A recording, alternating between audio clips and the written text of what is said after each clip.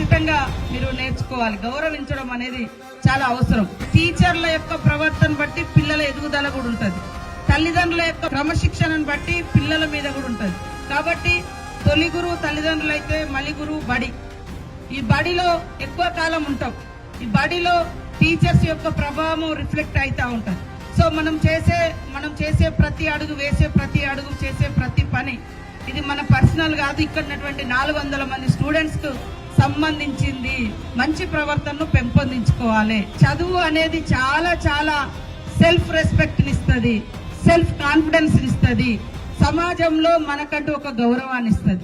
అడవిలున్నా కూడా నేను రోజు జ్ఞానాన్ని పెంచుకునేది, చరిత్ర చదివేది, సమాజానికి ఏం చేయాలనే చదివేది. చదవడం మాత్రం ఎక్కడ ఆపలేదు. మీరు చదువుకునే సబ్జెక్ట్ లో ప్రతి చోట మంచితనం ఉండాలి, ప్రవర్తన బాగుండాలి, కోపం తగ్గించుకోవాలి, ప్రేమను పంచాలి.